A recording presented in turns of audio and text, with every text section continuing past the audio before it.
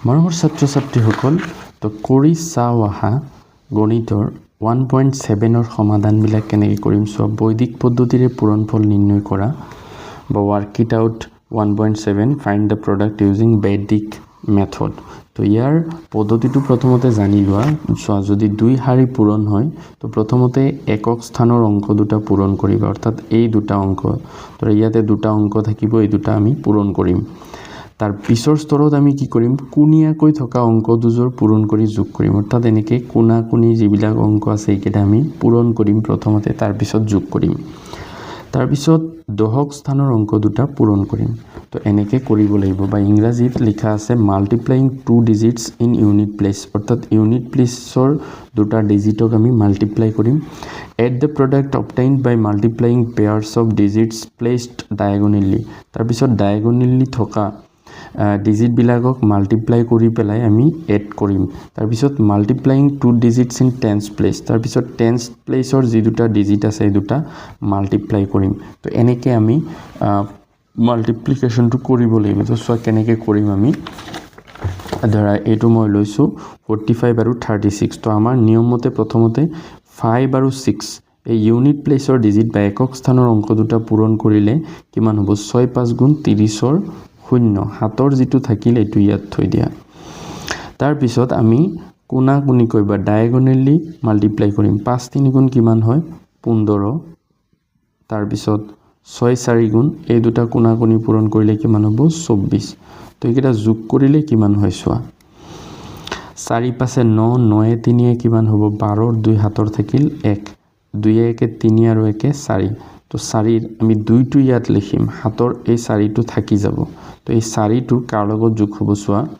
তাৰ পিছত আমি দহক স্থানৰ অংক দুটা পূৰণ কৰিম 4 3 গুণ 12 তো 12 লগত 4 টো যোগ কৰিলে কিমান হৈ যাব 16 অৰ্থাৎ আনসাৰটো হ'ব 1620 তো ইংলিশতো এনেকৈ লিখিবা তাৰ পিছত বি নম্বৰটো সোৱা এইটো আমি প্ৰথমতে একক স্থানৰ অংক দুটা 4 3 গুণ কিমান পাম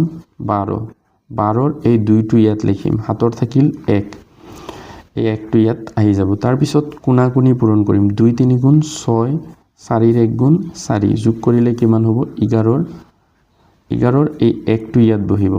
হাতৰ 1 যেটো থাকি যাব 1ৰ লগত আমি দহক স্থানৰ অংক দুটা পূৰণ কৰি যোগ কৰি দিম 2 1 গুণ 2 2 আৰু হাতৰ 1 কিমান হৈ যাব 3 এই 3 টো আনি ইয়াত বহাই দিম তো এনেকৈ আমি সি নম্বৰটো কৰিম ইয়াতো 7 6 গুণ কিমান হ'ব 42 42ৰ 2 লিখিম হাতৰ থাকিল 4 তো এই 4 টো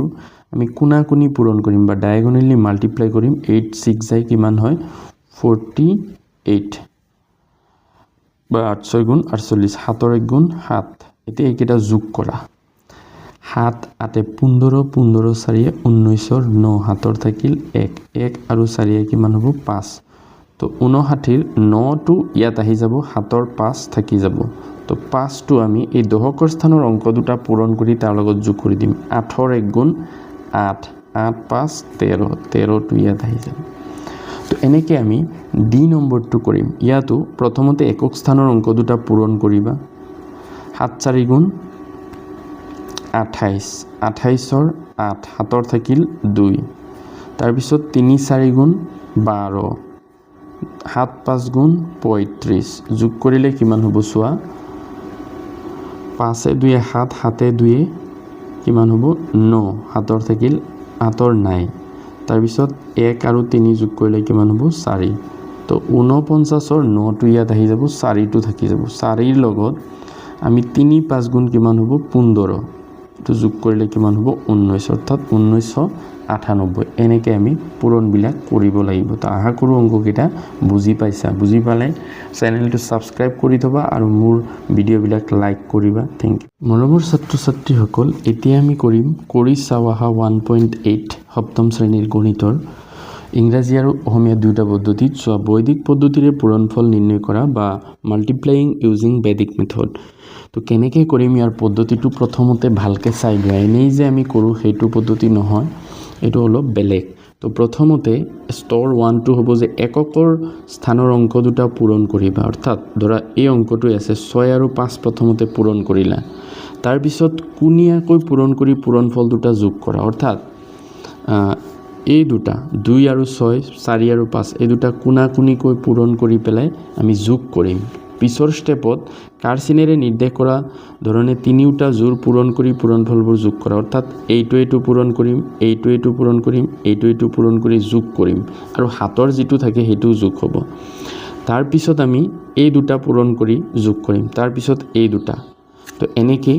কৰা হ'ব তো এতিয়া চোৱা আমি চেপ্টাৰৰ অংকবিলাক কৰিলে ভালকৈ বুজি পাবা তো প্ৰথম অংকটো আছে চোৱা 154 আৰু 624 তো প্ৰথমতে আমি একক বৰ্গৰ অংক দুটা পূৰণ কৰিম 4 4 গুণ কিমান হ'ব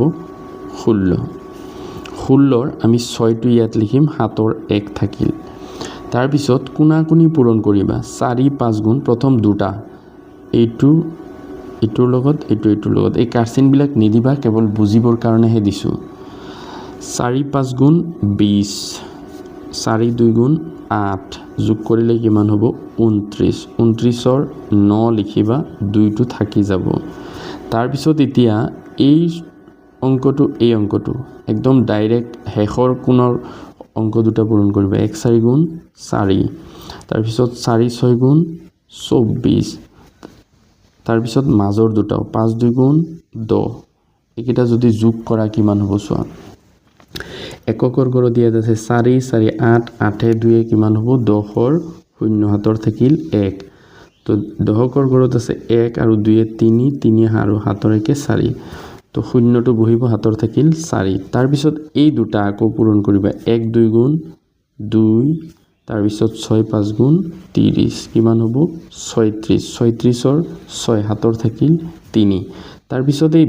লাষ্টৰ শতকৰ গড়ৰ অংক দুটা পূৰণ কৰিবা 1 6 গুণ কিমান 6 আৰু হাতৰ 3 9 তো আনসাৰ এইটো হৈ যাব তো এনেকৈ আমি পৰৱৰ্তীটো কৰিম দুই এটা ভালকৈ চালেই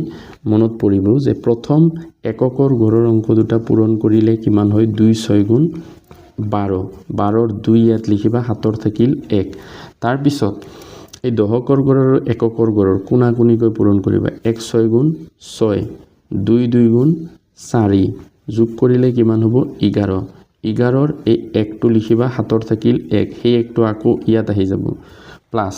এতিয়া 3 আৰু 6 পূৰণ কৰিবা অৰ্থাৎ ইয়াত 3 জোৰ হ'ব 3 6 গুণ 18 1 2 গুণ 2 মাজৰ দুটা 1 2 গুণ 2 যোগ কৰিলে কিমান হ'ব চোৱা 2 2 4 4 8 12 12 1 13 3 হাতৰ থাকিল 1 1 আৰু 1 2 তো 23 3 টো ইয়াত লিখিবা হাতৰ এই 2টো থাকি যাব তো এতিয়া এই 2 জোৰ আকৌ পূৰণ কৰি যোগ কৰা 3 2 গুণ 6 1 1 গুণ 1 যোগ কৰিলে কিমান হ'ব 8 আৰু 1 9 লিখিলো 9 তাৰ পিছত এই শতকৰ গড়ৰ অংক দুটা পূৰণ কৰিবা 3 1 গুণ 3 হাতৰটো একো নাই গতিকে 3 থাকিব তো এইটোই হ'ব আনসাৰ তো এই পদ্ধতিটো বুজি পালে একেবাৰে সহজ 2 5 গুণ কিমান হ'ব 10ৰ 0 হাতৰ থাকিল 1 ইয়াতে প্ৰথমতে 2 জোৰা পূৰণ কৰি যোগ কৰা 1 5 গুণ 5 2 2 গুণ 4 যোগ কৰিলে কিমান হ'ব 10 10ৰ 0 ইয়াত লিখিম হাতৰ থাকি গ'ল 1 তাৰ পিছত এতিয়া 3 জোৰ আহিব 4 5 গুণ 20 1 2 গুণ 2 1 2 গুণ 2 যোগ কৰিলে কিমান হ'ব 25 25ৰ 5 হাতৰ থাকিল 2 এতিয়া আকৌ 2 জোৰ 4 2 গুণ 8 1 1 গুণ 1 যোগ কৰিলে কিমান হ'ব 11 11ৰ 1 হাতৰ থাকি গ'ল 1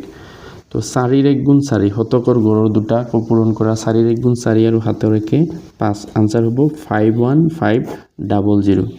তো আশা কৰোঁ সকলোৱে অংকবিলাক বুজি পাইছে